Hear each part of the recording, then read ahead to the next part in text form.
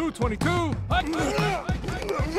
You are watching Sports and Sorts live on YouTube. That's 75% sports, 25% sorts. And here are your hosts, Shane and the Bry Man.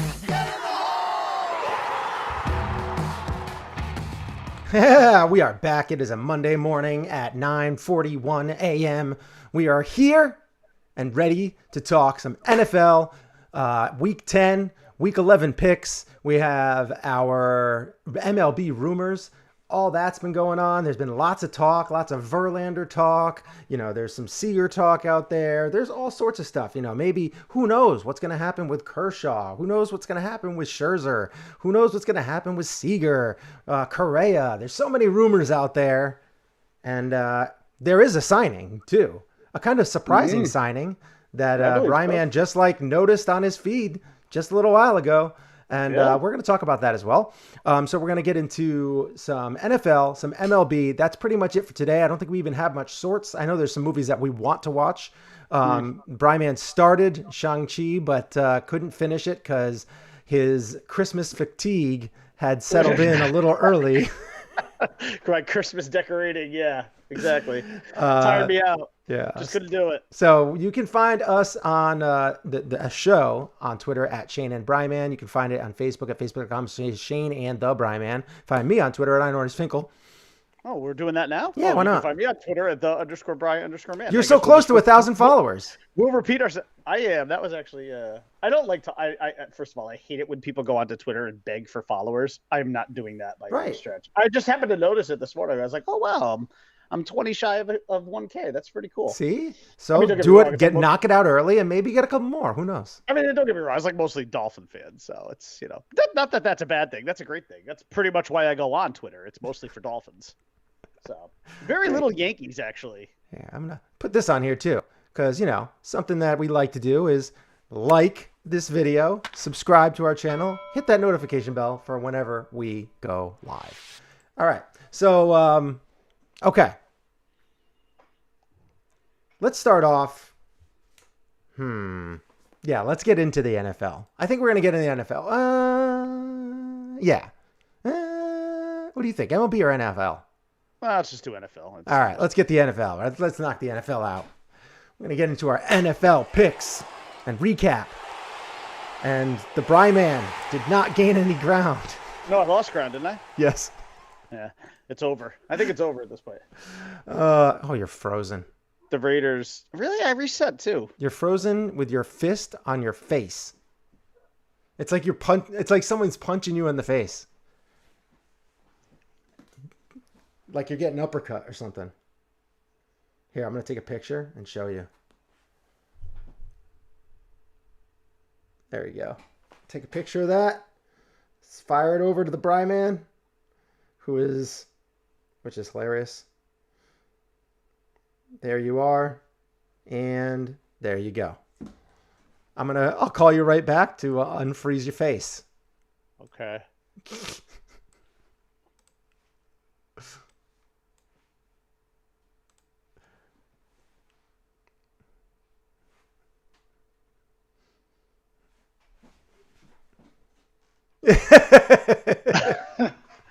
All right, let me see. Oh yeah, I don't know what's going on. I reset my computer this morning too. Yeah, I don't know. I mean, it really.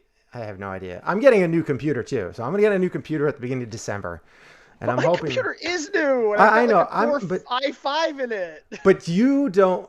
I mean, I'm getting the M1 chip. I want the Apple chip, the Apple M1 chip.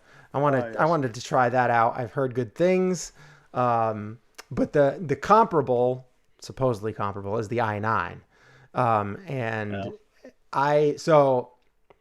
I am getting a new computer beginning of December, and I'm hoping that will help some of the lag on our end. Because I don't know what it is, but I do have lots of stuff running. Like I have tons of USBs flowing all over the place on this thing. I got one to the camera. I got to my soundboard. I have to mice, all sorts of different things going on in my computer. I got external hard drives There's so much going on over here that it probably has to do with something on my end, but who knows? Well, maybe. Who knows? I've got very little running on this machine. This is a brand new machine, so. Yeah. So let's get into the NFL. We will talk last week. So currently, if you look at our standings, it's not going well for the Bryman. No, I've had a rough year. I don't have it this year. You are now 17-12, which isn't terrible. You're still above 500, right? Nah, not terrible. I'm 22-7. That's impressive. Yeah, it's a big gap. It's a big gap. That's like a runway model style gap. It's a big gap. Yes. It's going to be hard. It's going to be hard to stop. It's going to be hard to overcome that. I mean, I'm going to have to basically pick opposite of you every game, and that's going to be ridiculous. That will not work out. I'll end up under 500, which I can't do that. I think you might. There's a chance that you might gain this week if with the games that we have on the docket for this week, which is Rams 49ers, Pats Falcons, Steelers Chargers, Cowboys Chiefs. There is a potential for games to be gained there because who knows which way I'm going. I know which way I'm going, obviously, but there is a valid argument for the other side, I think. Like, for instance, the Steelers most likely wouldn't have lost or tied the Lions this week if they had Ben Roethlisberger. Yeah, they probably would have won. That game. Now, I watched a lot of that game. Don't ask why. But that just goes to show you that game, even a diminished Ben Roethlisberger is significantly better than Mason Rudolph. Yeah. Sorry. Just is. Yeah, he's not backup talent yet. He's not. Right. And like Ben has taken quite the beating this year. Yeah. Some deservedly so. Mm-hmm. But there's another prime example of, sometimes you get what you wish for. Like if you say like, well, God, I'd rather have our backup in than, No. Ben can still make most of those reads and most of those throws. He's not the same. He's he's older. He's diminished, but he's still better than Mason Rudolph. Yeah. I mean, it's just not, I know the conditions weren't good yesterday in Pittsburgh. Either was raining the whole game. And I actually did go on record a couple of weeks ago as saying at the time that the Lions were one of the best 0-7 teams that I had ever seen, which I meant because I actually have watched. I mean, Swift is a good running back. They play a lot of close games. Yeah. They lose them, but they play a lot. And Goff is not games. A terrible quarterback. He's a bottom third quarterback, but he's still he's an NFL starter. Yes, he is. So. Yes, he is. But they are so talent deficient though. Actually, the best part of their team is their running back stable. They have three really good running backs. Honestly, they do. Between Swift, like Jamar Jefferson, and I think Jamal Williams, the other guy? I don't know. I don't know. They got like three running backs that I'd probably rather have over Myles Gaskin, to be honest. At least two. So let's quickly get into it from last week. Bears at Steelers. That was last Monday. We both picked the Steelers. Steelers won. So that one wasn't that hard of a pick. I think most people probably were going to go with the Steelers in that game. Now things would have been different if Big Ben had tested positive for COVID that week, because obviously Mason Rudolph being in the game would have been a little bit of a different situation, but we didn't have to pick that game. So then Thursday night football, which is the shocker. Yeah. I don't know what to say. Your Dolphins screwed you again in a different way, because you picked the Ravens to win. Big, very big. 34-15. And the Dolphins went out and gave you a dub. Yeah, they did. All I can tell you about that game is this is where the frustration of being a Dolphin fan is really is great, because that's a great moment for that team, right? You're in the national spotlight. There's no competition. Everyone's watching you. And you go out and your defense does exactly what you thought the Dolphins defense would do all year. That's the Dolphin. That Dolphin defense that you saw on Thursday night was the Dolphin defense that you were supposed to see every week in the NFL, which is why there were a lot of people that had the Dolphins in the playoff hunt, because they thought that defense, while you're not going to get the same amount of turnovers, they're still gonna be a productive defense, and they're gonna get to the quarterback. They're gonna put some pressure on. They're gonna be able to create turnovers, and they're a bend but don't break kind of defense. And you thought, if you were a Dolphin fan, because they have the ability to dominate. You saw that the other night. Mm-hmm. I mean, Lamar Jackson had no idea what to do. And the Dolphins, historically speaking, do not do well with quarterbacks who are mobile. Josh Allen, case in point. He kills the Dolphins. He's a different kind of mobile, though. He's different. He is different. But he's still brutal mobile. Like he's not right. He's not going to make these devastating cuts like Lamar Jackson will. Right. He will literally run you over. He can run you over. But regardless, the Dolphins don't fare well against mobile quarterbacks. And they had Lamar Jackson looking like a chicken with his head cut off the other night. He just had there was pressure from everywhere. The Dolphins were blitzing like crazy. Every blitz package that they have in their arsenal, they unleashed. Yeah. And he didn't know what to do. And they could and the Ravens were unable to adjust at halftime. And the Dolphins won. I mean, it wasn't, I don't know if you want to call it a dominant performance. I mean, if you look at the final score, 22-10, you would say, okay, yeah, that looks dominant. But they controlled the game. Yeah. It was just a very strange when you control the game from the beginning to the end, it's pretty dominant. Yeah. And they did. And they did it with a backup quarterback in the first half, and then Tua came in and iced it in the second half. And Tua, again, the hate for Tua Tagovailoa, whether it's from the national media or whether it's from Dolphins fans, is to me the single-handed most bizarre story of the NFL season this year. Now, I know that's, I mean, really, maybe the most bizarre story is just Aaron Rodgers in general, but the hate for Tua, I am struggling with it so much. I just don't understand the source. I get if you're a Dolphin fan and you're upset because, well, look at Justin Herbert, who, by the way, has not looked good the last few weeks, Justin Herbert. So all that Justin Herbert love, and, he's sorry. His last 3 games, he's regressed. He's not looked so good. Or at least the last 2 anyway. But I just don't, and that's fine.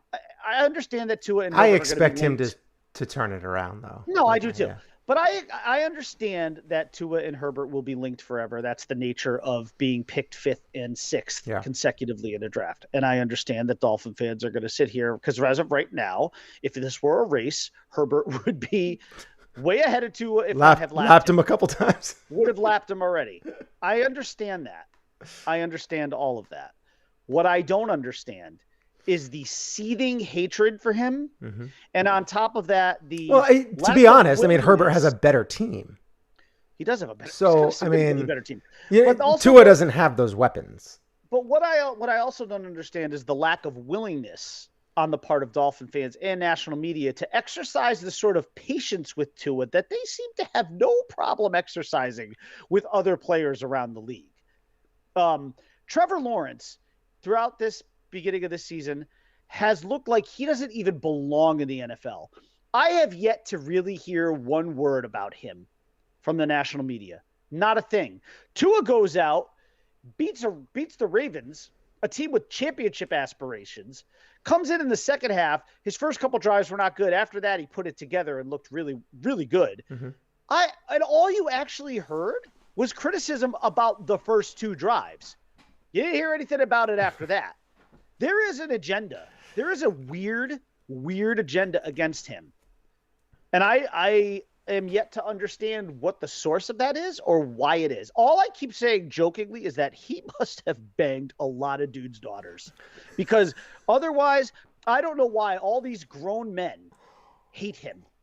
Grown men in the national media, Colin Cowherd, Mike Florio, Mike Florio should actually, both of those two, neither one of them should be taken seriously at what they do. How they have ascended to the heights that they have in their careers, I will never understand, because those two are the biggest fucking clowns walking the face of God's green earth. But somehow they are where they are. And I haven't listened to Colin Cowherd in like a year, but I love Colin Cowherd. He's awful. I think he's hilarious. Every one of his takes is so off. There's a Twitter called Freezing. I think it's called Freezing Cold Takes. Uh-huh.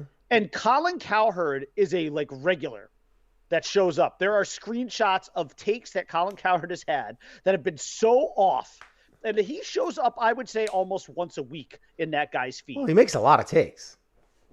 I mean, he does a lot of hot takes. He could do it. Yeah, but like if you end up getting like the majority of them wrong, should you really be considered? I don't know if he gets a majority of them wrong. If he's getting in there once a week, but he makes 50 hot takes, I mean, that's pretty good. I doubt it's that many. No, he does more than that. He does like hot takes every day. I used to like him, by the way, because I used to think that his coverage of college football was excellent. Yeah. Now I think he's just sort of this weird parody of himself. Like he got he got bigger. Yeah. And then, and now he's just, I don't know. I just think he's kind of a joke, to be honest. Yeah. And Florio I love his books, too. He's got good books. The books are great. Florio is just an imbecile. I mean, about the only thing I agree with Florio on is his take on vaccinations. I mean, he's in Florio's, Florio's kind of like he's like the president of the woke mob, basically. But honestly, like, besides that, he's an imbecile. He's another guy with just awful takes that just gets exposed constantly, and yet still employed. I don't know. If I were as bad at my job as these guys are at theirs, I would not be employed. So good for them, man. When you establish a reputation I should just say, when you establish yourself in that kind of role, it's really hard to knock you off. It really is. I mean, there's just been a lot of bad takes in general this year. I'm not talking about all Tua.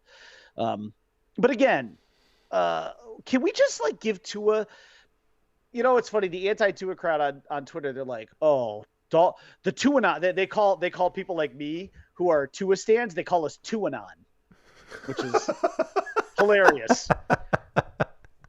It's pretty funny, actually. It's actually a really funny nickname, Tuanon. That's I guess I'm technically part of Tuanon. But anyways, so they claim that the Tuanon people want everything to be perfect for Tua. Oh, Tuanon guys, they want him to have a perfect offensive line and perfect receivers and a perfect running back. I will settle for just one thing, none of them perfect. How about just a competent to average offensive line? Just give me that one thing. That's all he needs. I can live with Myles Gaskin as much as I can't stand him, and I can live with the receivers that they have.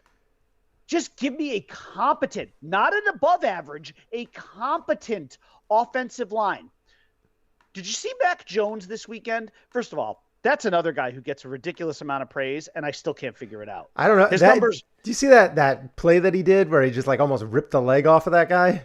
Yes. Well, we all know he's a piece of shit. Well, I mean, it seems like that whole Belichick process right there is trickling down pretty nicely right into Mac Jones. Of course. I think they saw Mac Jones and they're like, oh, God, this is a country boy we can totally manipulate right here. I mean, this guy might have a pea rattling around in between his ears. We got this guy on lock. No, but like, if you watch Mac Jones and you watch the Patriots, who are now 6-4, have you seen the kind of time that guy gets in the pocket? It's a clean wall. There are some shots, some still frames of him in the pocket where there is just this wall in front of him and there is nobody in that backfield behind him. Nobody. I mean, not even like he frequently has 3 to 4 seconds of solid time to drop back, make his reads, go through his progressions, and make a throw. Now, I'm not gonna rip him and say he hasn't been good. He has been good. There's no question about it. But if you give a quarterback 3 to 4, maybe even more seconds in the pocket, most NFL quarterbacks with even just a slight bit of acumen or skill are going to be able to go through their progressions and complete a pass. It's unless you have a defense that's so good that they can cause coverage sacks on the regular, which there aren't a lot of defenses that do that. So I understand, like the anti-Tua crowd just wants to come after the Tuanons and say, you guys just want everything to be perfect. You need to face the facts. He's just not that good. No, actually, I would really just like to see him with a competent offensive line. The rest of the stuff I can live with. I mean, don't get me wrong. I still think it's a joke that the Dolphins refuse to address the running back position. Like they think it's not a big deal, even though you look around the league and you see how important running backs are to a lot of teams. I mean, sorry, to me, it's important to have at least the threat of a running game, but just give me the competence of an offensive line who could give him like 3 seconds. Just give him 3 seconds. I don't need it to be a jailbreak after 1.5 seconds. All he needs is 3 seconds. That's all I want. Yes, that's what she's. Well, that's what I don't. Nobody said that. I just want him to have like an average offensive line. I'm not even asking you for a good offensive line, just an average one where he can actually get some time to scan the field. Because the other thing that keeps coming into question, and this is my favorite, is his arm strength. He supposedly cannot throw the ball down the field. Well, first of all, on the one play, maybe one of 3 or so plays against the Ravens on Thursday night, where he actually had time to throw and he had a clean pocket. He made a dime of a 35-yard throw to Jalen Waddle out on the left side, heading out of bounds. Perfect throw. Great throw. 35 yards in the air. He can easily make throws of 35 yards or longer. He actually made quite a few last year that fucking Jakeem Grant couldn't catch. But Jakeem Grant couldn't catch COVID in the middle of a Trump rally. So I don't really know how we're going to sit here and say, because Tua put 155 yards in the air on a dime, dropped it right into Jakeem Grant's hands. And again, he couldn't catch it because he's got stone hands. So I don't want to hear that Tua can't make the throw. What he needs is time. You don't make 50-yard throws in the air without having a few seconds of protection. You can't make those throws if it's a fucking jailbreak after 1.5 seconds. That's not how it works. What I don't understand is this isn't even football knowledge. This is just common sense. And there are so many Dolphin fans who are just so fucking blind to it. Like, I don't get it. The guy has barely played. Has he officially even played 16 games yet? Has he started 16 games yet? I still think he's only started like 15 games. I don't know how you have possibly figured out after 15 games with no offensive line, horrible coaching, no running game, and a turnstile of injured wide receivers. I don't know how you have magically figured out that Tua Tagovailoa is not the guy. Okay. But I wish I had your kind of foresight because I'd play the fucking lottery every day if I did. All right. So this is what I just actually found this meme when I was on Twitter. I thought it was pretty good. So this is the week 10 recap. The Lions didn't lose. Brady got beat by a team with no name. Mike White had a bad game, and Jamal Adams had an interception. Wild week. That's a wild week. Yeah. So we are. Let's get into the rest of the games from last week. By the way, Mike White didn't just have a bad game. That was an epically awful performance. That was from a guy that Jets fans had crowned and said, "We don't need Zach Wilson anymore."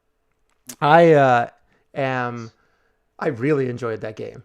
The defense was just like it was actually comical how easy it was to confuse him and how easy it was to like get interceptions.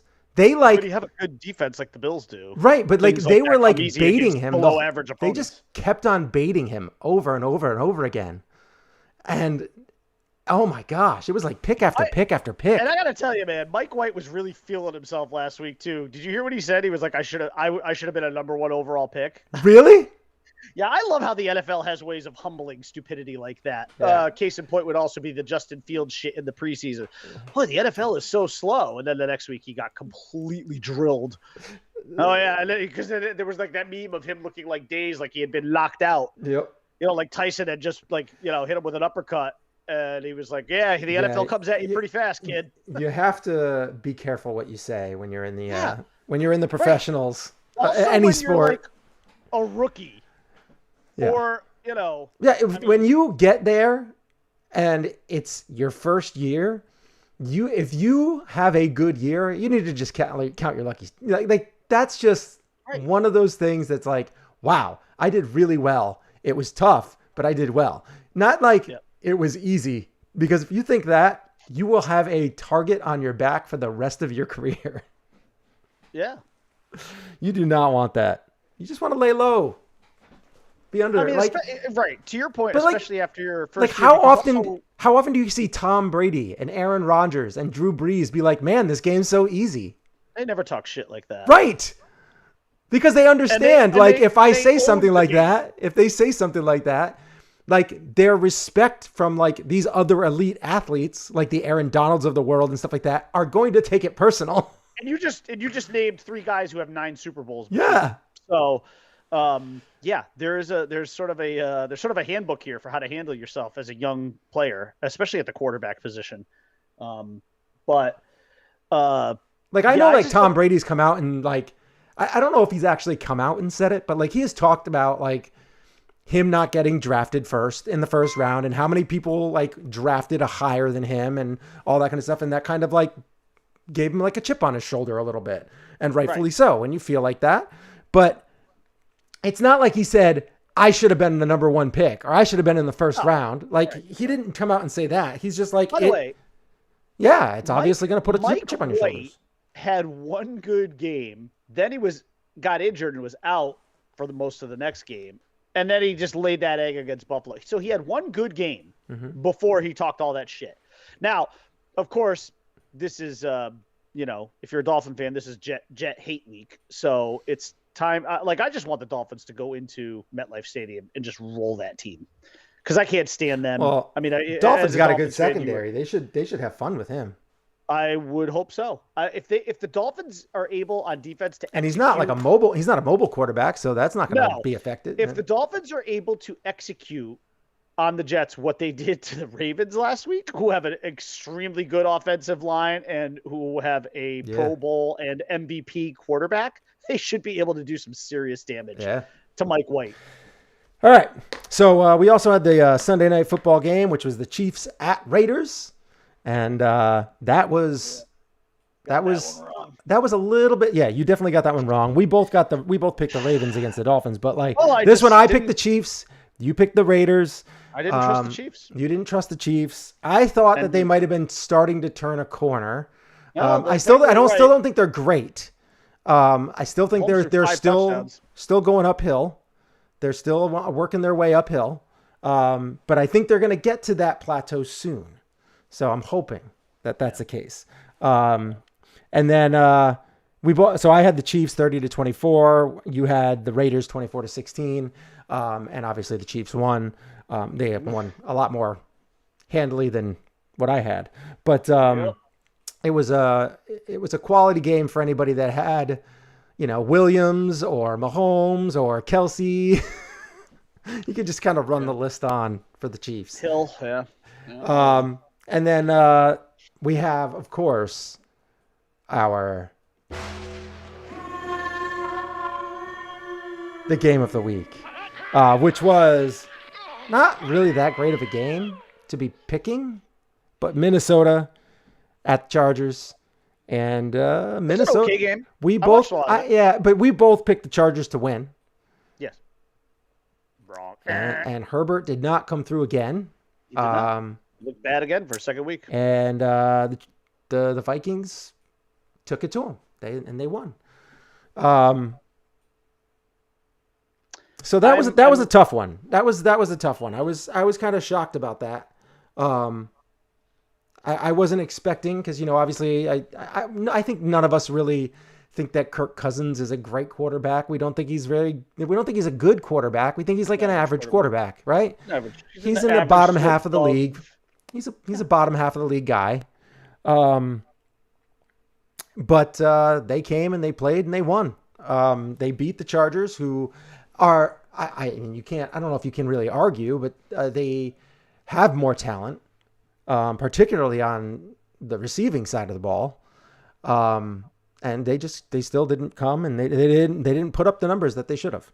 The Vikings, the Vikings are kind of they're one of those teams that's like around a 500, maybe a little better than a 500 team, like every year.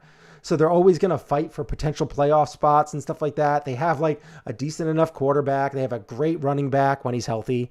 And, they have, Thielen, who is, whatever. I mean, he's getting up there in age. Not quite the receiver he used to be, but, still solid hands. So if you lose to them, it's not the end of the world. But a team like the Chargers should have beat them.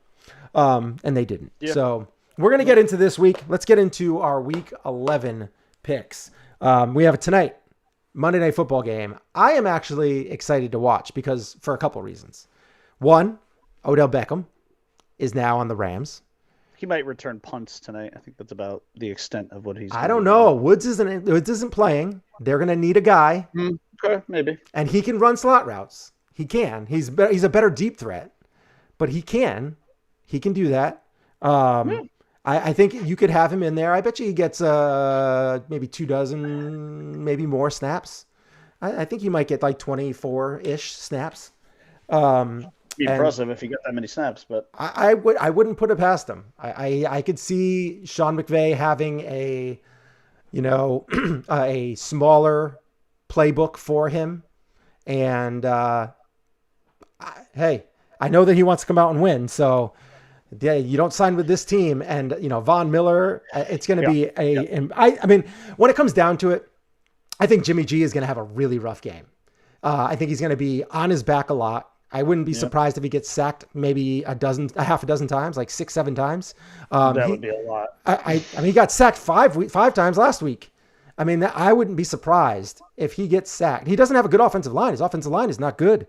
I wouldn't be surprised if he gets sacked 6 or 7 times. And you got Aaron Donald and Von Miller coming at you.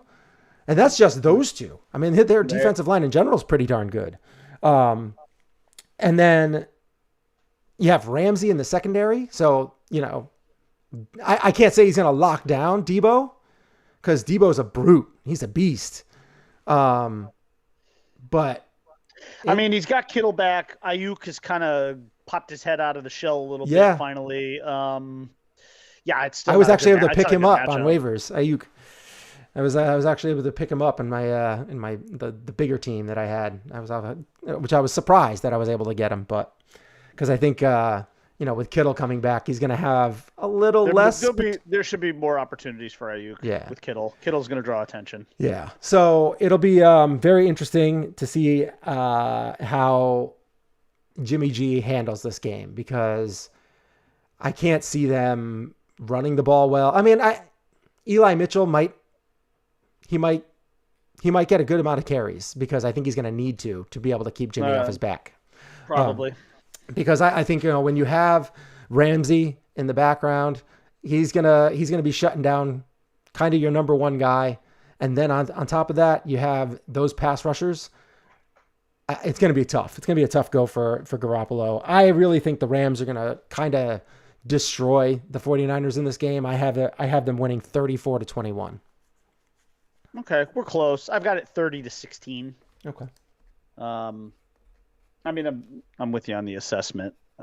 It's just not a good. Plus, I don't love that I don't love for the 49ers' sake. I don't love that the Rams are coming off a loss. I think they're going to be a little extra pissed. And that was a bad loss. I mean, it was. Stafford played his worst game by far. Yeah. I mean, it's not going to happen 2 weeks in a row. Yeah. So they're not going to play down to the competition that much. There's too much talent. I'm sure McVay simply too much talent. Probably let them hear it. I'm sure Aaron Donald let them hear it. I'm sure. I bet you they didn't really have to though. I mean, that's a veteran team with a lot of veteran presence. I mean, I'm sure McVay lit into them, but probably not like you would. Maybe not the way you're thinking because I think there's enough of a veteran presence on that team that those guys know. Like, you're probably we know what right. we did. We know we fucked up. So, we'll handle our business. We'll handle our business this week in San Francisco, which I think they will. All right, so we both got the Rams in that game, and then we have Thursday Night Football, which is a game that I could care two shits about. I don't care about this game at all. Pats at Falcons. This is so far removed from the Super Bowl, and both of these teams are so different. It is the close. One game I wish we didn't have to really talk about, but I'm going to say the Pats are going to win this game. Yeah. And I think it's going to be, I'm not going to say they're going to like destroy them, but I don't think they're ever going to feel like they're on their backs and trying to really fight to get this win. I think 24-18 is a good score. Okay, we're close on this one, sort of. Pats. I'm basically a touchdown less than you. I've got it 24-12. So if you got Younghoe Koo in fantasy, he might get some points for you. I don't like this. This is a bad matchup right now, in so many ways. And honestly, it would not actually surprise me if the Pats dumped a 35 burger on them, because the Falcons are just not a good team. No. They're not a good team. Their record doesn't give. Their record is deceiving. What are they anyway? I think they might have a winning record now. They're at least like 4-5 at the that I'll buy, but they can't. Yeah, take a look at that maybe while I'm going through my assessment here. But this is a bad matchup. The Patriots defense is at its peak right now. And Matt Ryan, although on paper he's still without Ridley. I don't know when Ridley's coming back. I don't think he couldn't possibly come back until next week at the earliest, and I don't even know if that's happening. I haven't heard or seen anything. 6-4 Pats versus the 4-5 Falcons. 4-5. Okay, yeah, you're right. I'm surprised they're 4-5 too, to be honest. Yeah. But yes, I would also agree that that's deceiving, because I've watched a lot of Falcons games and they're not a good team. Yeah, I mean, if you look at the teams that they've played, well, they beat the Dolphins, so right there. Right. And actually, they're lucky they won that game. They should have lost. Where was there? And listen, the Patriots, again, I'm not sucking the dick of Mac Jones the way a lot of other people are, but I will tell you that on offense they're getting better. They're getting better. They first of all, the Patriots can run the ball. Their offensive line is a superior offensive line, so not just in terms of pass protection, but in terms of run blocking. The teams that they've beaten are not good. They beat the Dolphins, the Jets, the Giants, but they did beat the Saints. Saints aren't a great team. They're not. They're like they're a little. You know what though? That's a division game, and it's hard to sweep your division rivals. So yeah, okay. But they just got stomped by the Cowboys. Yes, curb stomped actually. Yes. By 40 points. And actually, like the Cowboys. Let's say the good teams. So the Bucks have put up. Even converted like a 2-point conversion on them when they were up like 30 something. Which was really embarrassing. Yeah, so they have, let's see, they lost 32-6 in September, right? And then they have 25-48. They lost, and then they won against the Giants. Then they lost to the Redskins, they lost to the football team. 34-30. My brother was at that game yesterday, by the way. Oh, really?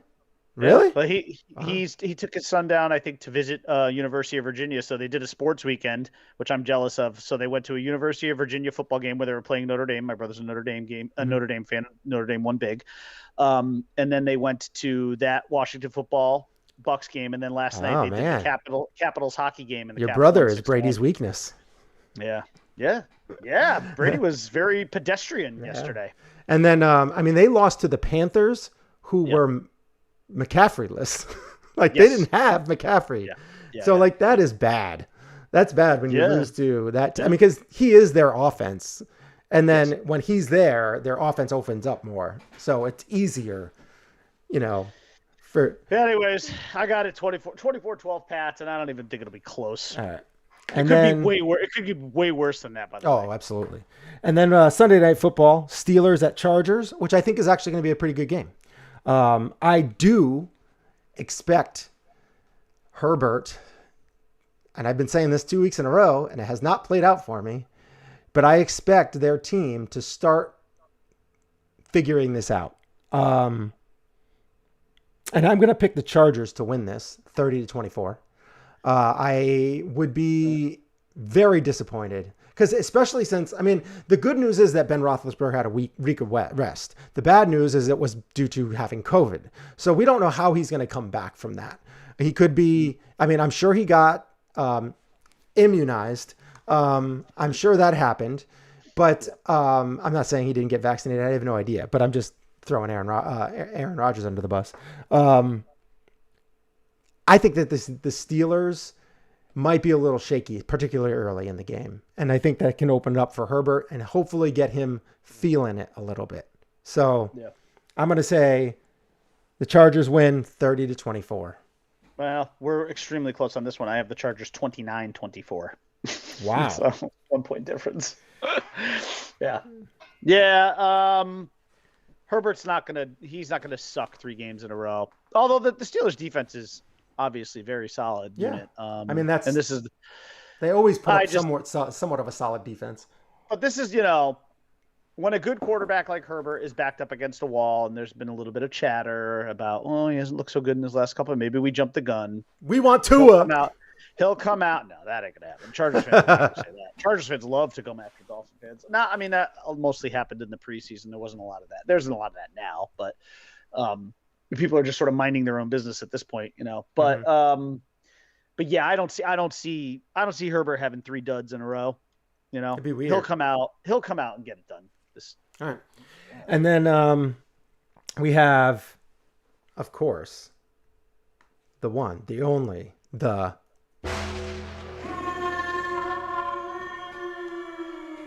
which is, I really feel like this is really a game of the week. This is actually a really solid game. And that is the Chiefs and the Cowboys. They are going head to head, Cowboys at Chiefs. Yeah. I'm looking forward to this. I'm looking forward to this matchup. Mm-hmm. I think that Dak should put up a good performance because obviously the Chiefs secondary is still quite has a lot of injuries and they're just broken right now. I think Zeke could have a big game, but then again, I mean, we have Patrick Mahomes and he's got all those weapons and, Williams coming off in a fantastic game. I think this could be a really high scoring event. I'm looking forward to it. I want to see this game. I'm actually looking forward to seeing this game. Yeah, me too. I think it's going to be a lot of fun. And I have, again, because they are ascending, I have the Chiefs. I picked first all of these games to try and give you the chance to go against me to pick up some ground. And I have a feeling this is going to be the game that you're going to potentially gain some ground on. I thought you might have picked the Steelers, which would have potentially helped you if obviously the Steelers win. But I'm picking the Chiefs here to win 35-28. I think it's going to be a pretty high scoring game. It could be even higher than that. Because for one, Chiefs can't stop anything. And overall, I think that but they're still going to be able to move the ball. They have so many offensive weapons. And I just feel like this is going to be a game that's going to be a lot of fun. It's going to be one that we're going to talk about next week. So yeah, I have 35-28 Chiefs. Patrick Mahomes, keep ascending. Get over that hill and then let it go downhill. Come on, baby. 36-34 Chiefs. I'm not getting any ground on you this week. Afraid not. Nah, it's I'm with you. See now, I mean, I said last week I needed the Chiefs to prove it, and they did. So at this point, I'm back on the train. But the Cowboys are a really good team, though, and I actually expect this to be a really fun, tight, maybe classic game.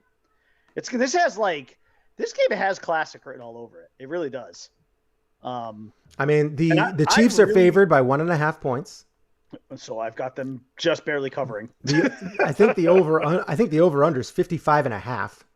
Oh, that's gonna get blown out of the water. Yeah. And then the Chiefs are 6-4 now, and the Cowboys are 7-2. Cowboys, last game, they obviously destroyed the Falcons, but the Falcons are even worse than the Chiefs on defense. And then the game before that, Dak threw up an absolute stinker of a game. So I'll tell you what. Maybe there's a hot take. If Cowboys go into Arrowhead and win that game, they're going to be my favorite to come out of the NFC. I don't know if it's really a hot take. They're 7-2 team. I mean, they're obviously good. But I'm just like, I've seen enough little cracks in the armor with the Bucks to the problem. See, here's the problem though.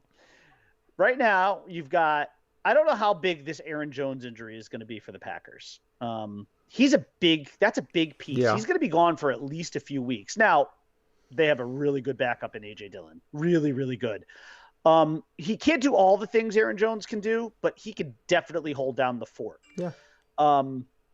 See, the problem with the Packers is I don't doubt that the Packers might have home field advantage throughout the playoffs. But you know what? I'm also not convinced, having over the last few years, them having the number 1 seed, that's not a punch ticket to the Super Bowl for them.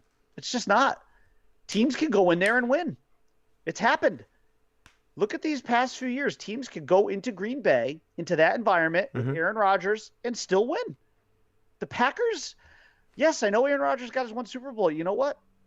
They can choke in the postseason with really good teams in the regular season. Yeah. Like 13-win, 12-win teams. They're not a sure thing. And I think the Cowboys finally have themselves a much more rock-solid defense. And Dak, when healthy with these weapons, is very, very capable of, they can put points on the board. That team can score, man. They have a lot of weapons, yeah. Tons of weapons. My God, their receiver group with CD and it's getting better. And with Cooper right at the top. Dalton Schultz didn't do shit yesterday, and he's a really good tight end. He was barely even visible yesterday. And they scored 46 points, and Dalton Schultz didn't do anything. Yeah, I think it was 43-30. Zeke and Pollard are, oh my God, that is a great 1-2 punch in the backfield. Deep. They're deep. And you know what? They execute. And they have a great offensive line. See, like Dak, and I know you're not a huge Dak fan, but Dak is a guy who is in a really great environment, right? Good offensive line, good run blocking and pass protecting offensive line, incredible boundary weapons, great backfield, possibly outside of Cleveland, maybe the best backfield in the NFL between Zeke and Pollard. It's a really, really solid right now, backfield. Definitely. I mean, the Cleveland's backfield is hurt. Well, they're hurt. Yeah, they're hurt constantly. I mean, sometimes they're both hurt. Yeah. So, although even then, the Browns have that third guy. What's his name there? Johnson? Yeah. And he's really good. Yeah. I mean, that's just, again, proof like when you have an offensive line, yeah, it almost doesn't even matter who's in your backfield. Yeah. You know? I mean, but I'll tell you, man, if the Cowboys go into Kansas City and win that game, I'm gonna start batting my eyes at them a little bit. You know? Because that's gonna be, if the Chiefs gave you any indication last night that maybe they're back and somehow the Cowboys still go, especially if it's like a close game and the Cowboys win a really tight game on the road, that to me will prove something. See, the only thing I like about Dak is I think that all his skills, like physical skills, are average. Like, I think he's an average thrower. I think he's an average runner. I think he's an average, I think that all that is average. What I think he is above average at is I do think that his whole team will run through a wall for him. I think that he has that leadership skill, which I think is going to, I think his team, I think he's the type of guy I wouldn't be surprised you see as a head coach after he leaves, because I think that he knows the game. Coach at least, yeah. I think he knows the game, and I think that people respect him. I think that they see him. They're kind of like, he's that dude. I like that guy. Like he is, he really will go to war for you. And I like that. And I think that is the one thing that I like about Dak is his, I feel like he's a good leader. I just think his skills are not, I think those are bottom half of the league.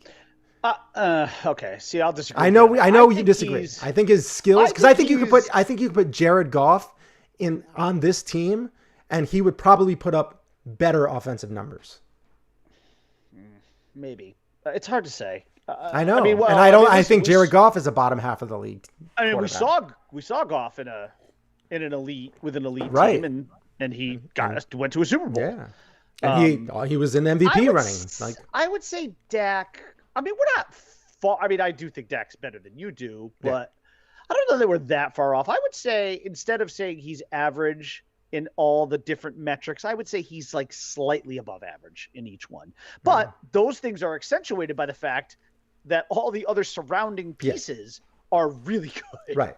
Really good. And that's what I mean. Like the whole thing with Goff. Like if you put Dak, the one thing that I think he might do a little bit better if he was on the Lions is I think that, one, he's just a more durable guy, so he can take more abuse. But two, I think that his team would be a little bit more on board with him as the leader than they are with Goff, because I think that he just has that leadership, that aura about him. Like he's a big dude and he's likable. And he seems like he'll go and like work out with everybody and he'll go do all this. Like he'll be in there, the fire and with you. Whereas I think Goff, you're not going to see like an offensive lineman, like, hey, you guys want to lift together with him? Because he's like so frail. Like that's just, it's a different mentality. He's just a big dude and he's likable. So, and he's the one quarterback in Texas who's not into ass play, or at least as far as we don't know how many masseuses he has. I don't. You're right. I don't have a masseuse count on Dak Prescott. Yeah. It's probably less than 40. I would hope so. Uh-oh. Oh, you froze for a second. Whew. All right. Ooh. Oh, you keep bouncing in and out. Uh-oh. Oh, you're frozen again. Oh, no. Stop motion. You got stop motion action going. Oh, boy. Ruh-roh. Well, are we done with football? Should we move on? Yes. Yeah, we are done with football. Let's move on to some baseball stuff. What? A little bit of baseball? Yeah. Before we head out? Yeah, let's move on to baseball. No, that's resume. Well, we have resumed. I think we're back on that same stream. I think so. Holder Zito. Oh, we're trying to get back live. That's you. Yes, that was me. Well, if they held on. Okay, it looks like we're back. Yeah. All right, well, baseball. Baseball. All right, let's get into the MLB.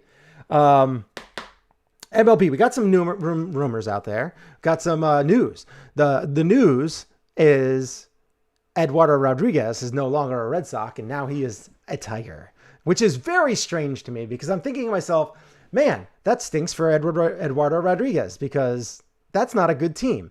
Probably a decent park to pitch in, but definitely not a great team to be on because you're not going to get much run support. But overall, that's an upgrade for them, big time. Because I think that he is the type of pitcher he can easily be a number 2 or 3 guy.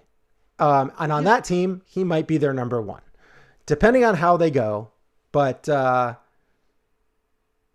don't know. That's a guy I have always not looked forward to facing as a Yankee fan.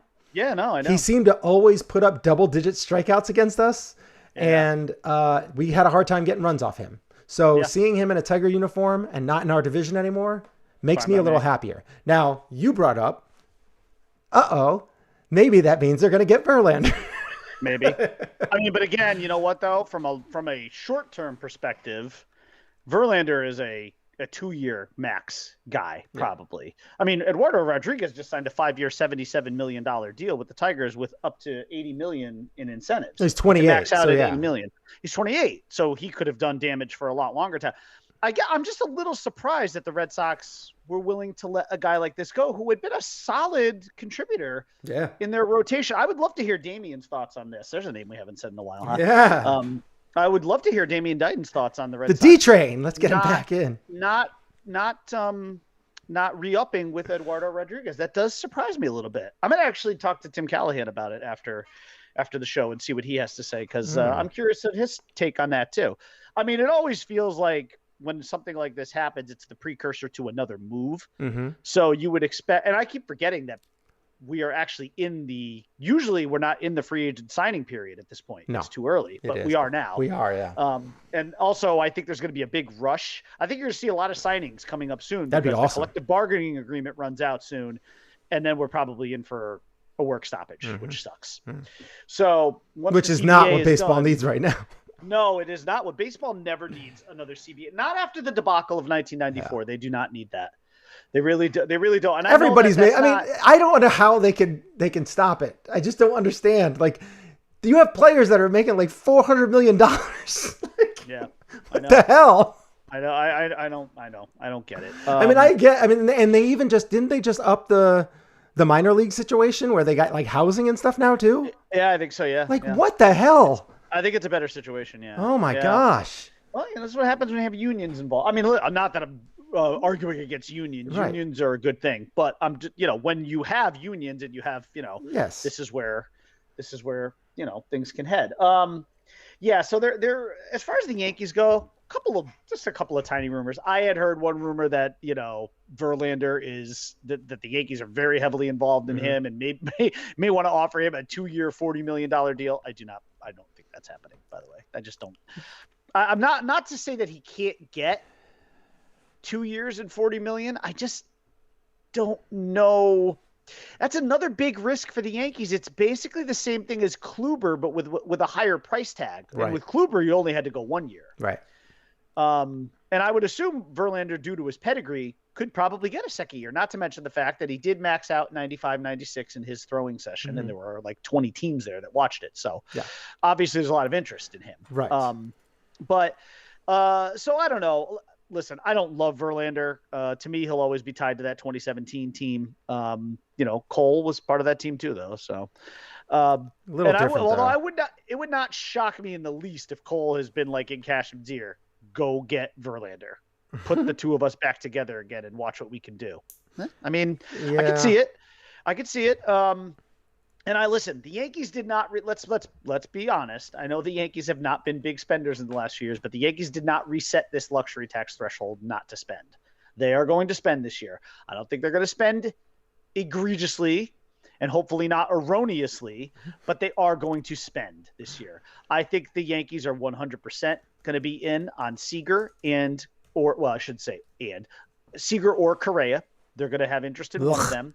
I would, yes, exactly. I mean, please give me Seager. Although, you know what? So I wonder what you think about this.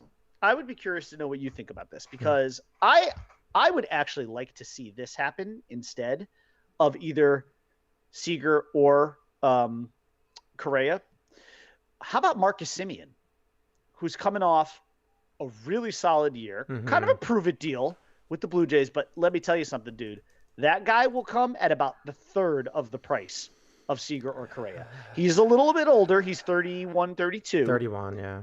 But you would sign him for maybe 3-4 years tops, right? Until at that point, hopefully Anthony Volpe is ready. I got to look at something real quick. But all right, while you're doing that, let me make my point. Because there is something that's always drove me crazy about him. And he was a really bad fielder for a while, but I think he's won some Golden Gloves since then. I think he's at least an average fielder. But here's my point in this. One, he could keep that spot warm until Anthony Volpe's ready to emerge from the minor league system. Oh, can you at least hear me? Yeah. All right. You could at least keep that spot warm for a few years for Volpe. But if you spend less money and you assign, a less of a financial commitment to that position, that opens the door for you to make signings in other areas. So you could go a little harder after a guy like Verlander, and maybe you could even bring back Tanaka and have Tanaka, Verlander, Cole in that rotation. So the problem with Semien is, so he did win a Gold Glove last year, but he won it as a second baseman. Okay. Yeah. So he can play short. Yes, but he's a bad shortstop. So we're talking in 2015, 35 errors. In 2016, he had 21 errors. Okay. Then he had 9 errors, but he only played 85 games. 20 errors. So double that, and it's 18. 20 errors. So he makes errors. 20 errors in 2018. 2019, he had 12 errors. So he's a 15 to 20 error. That was a good game. That was a good season. He he finished third in the MVP voting that year. Okay. In 2019. What is league average for errors at that position? I would probably say like 15? 6 less. So like 15. Let me just I mean, Glaber's way up there. But Glaber, yeah. But I'm going to just see where he was at for this year. At any rate, though, so this to me is not so much like the bargain basement Yankees, but more along the lines of, well, if you want to just what? We both think Gleyber Torres is a bad shortstop. Yes. He only had 18 errors this year. Between short and second? No, at short. At second, he had 1 error. So 19 total. Okay. Well, I mean, so he still made a lot of errors. Right, but Simeon always had more. Always had more. Yeah. I mean, even this past year. At second, he had 8 errors in 146 games. That's very good. Yes. At short, he played 14 games and had 1 error. Okay. Well, so he makes an error every 14 games. So anyways, though, this isn't so much bargain basement as it is allocation of assets. Yeah. So if you decide, well, we could spend less here, but have more to spend in other areas. Because again, let's be honest about Seager and Correa. Either one of those guys comes with a $300 million commitment. Mm-hmm. It's just the way that's the market. There's not really much argument about it. From a offensive production perspective, I don't know that it's a significant downgrade between a guy like Simeon and Seager and Correa. I'd have to line their numbers up. But I don't know, just a thought. I don't know where you are on that. I'd be curious to hear your thoughts. Like if you had to make that Sophie's choice, which one would you go with? With Seager or Correa? Well, Seager / Correa or Simeon, and then being able to use the money that you're not spending there, because the difference is probably $150 to $200 million difference. Probably 200. I mean, Simeon, you could get, I think, on a 4-year contract for maybe under $100 million, maybe. I don't. I mean, Correa and Seager are getting $300 million. There's no doubt about it, or very close, maybe 250 or more. I think that's a good sign. But I think that he's not a shortstop anymore, Simeon. Yeah. I think you're looking at he's a second baseman, so now you still have to fill that shortstop void. Well, see, I'd want him at short. That was my point. I'd want him at short. But he was worse than Gleyber. Well, yeah. And then you're going to have a average second baseman with Gleyber there, unless you're moving him to third. That's a bad left side of the field. I don't know. Yankees just say, hey, we're going to spend like drunken sailors and fuck it. We're going to get Seager and we're going to get whoever else we want to get. Whatever. Yeah. We'll throw $40 million at Verlander. Who gives a fuck? I don't know. I don't know what the Yankee mindset is. I do know that Cashman has already said he has talked to both of the agents for Seager and for Correa. So he's in conversation. So the Yankees are big game hunting again. Yeah. They're not going to do what they did last offseason. Right, because it didn't work.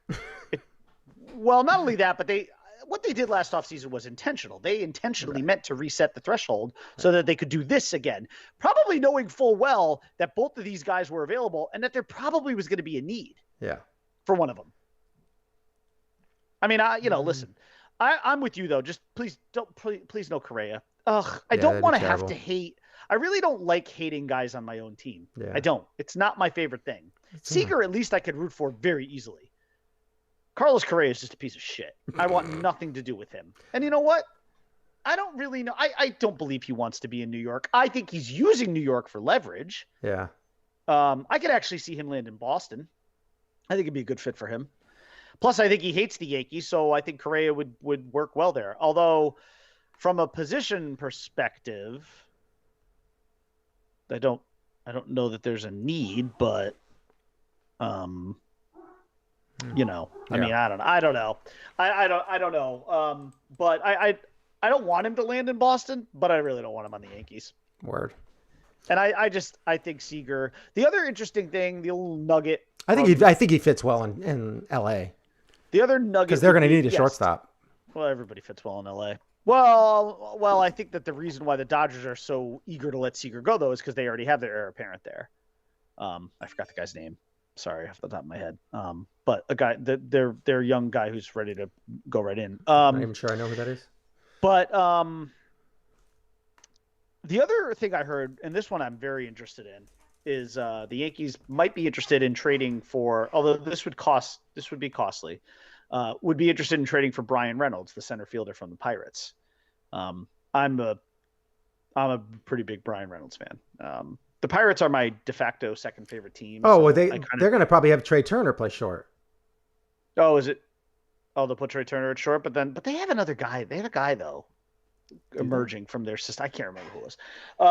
But anyways, Brian Reynolds is a guy center field for the Pirates. The problem is he's young, he's under control, and he would be costly. But he's exactly the kind of guy that the Yankees need in that lineup, though. Another lefty bat, a little bit of power. He hit 24 home runs last year. He hits for average. Good defensive player. Yeah, he's good. He's good. I wouldn't say he's great, but he's good. Anything to get past Aaron Hicks, because I can't do Aaron Hicks anymore, man. Yeah, I just can't. I can't do that. I can't play that game anymore. And I think given that we didn't want to play that game when it started. No, we did not. Not at 7 years and $70 million. We certainly did not want to play that game. The other thing too is I think it's painfully obvious. We're going to have to accept the fact that Gary Sanchez is going to be a Yankee next year. There's already been a couple of.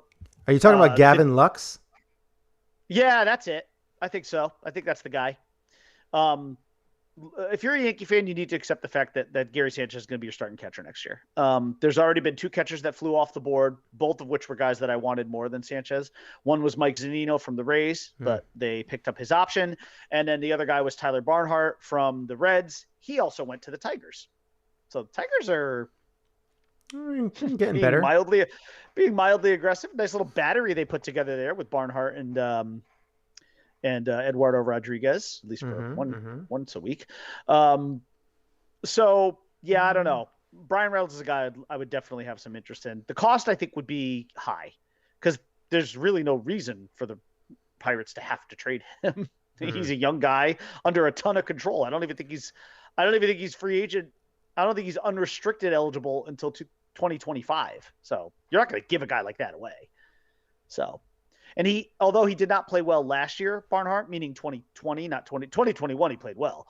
2020, he didn't. But again, that was the shortened COVID year. But 2019, he was really good. Yeah. So 2 out of 3 years, that guy's been really good.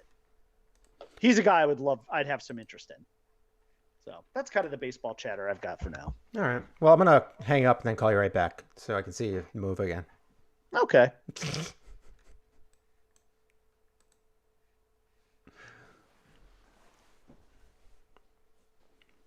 Hey!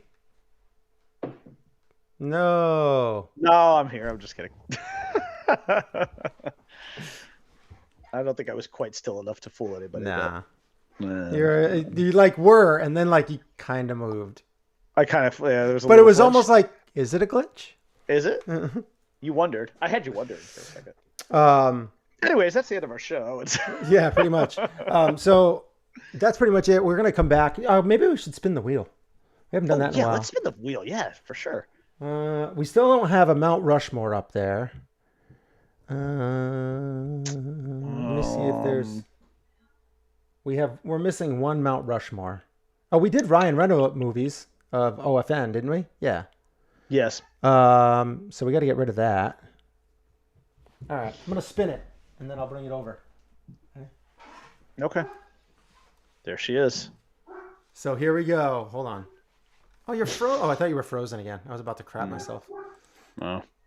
Here we go. We're going to do this. Okay. Good. At least I get to see it live this time. Yeah, keep it there, because I never get to see it like live. I just see you dancing. I like the noise it makes. Ready? Yep. It's going to end up on Mount Rushmore of, and then we're going to have to like make something up. Yeah.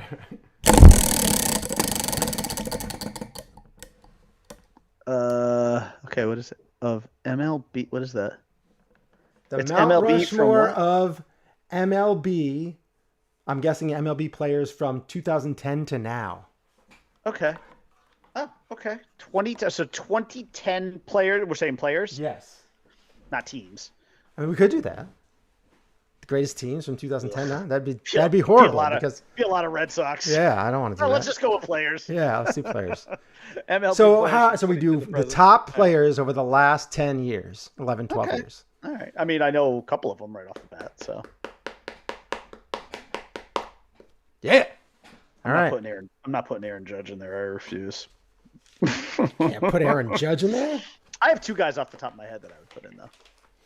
Mount Rush, MLB, 2010 to now. Okay, I like it. I do like it. Gonna have to get some pitchers in there.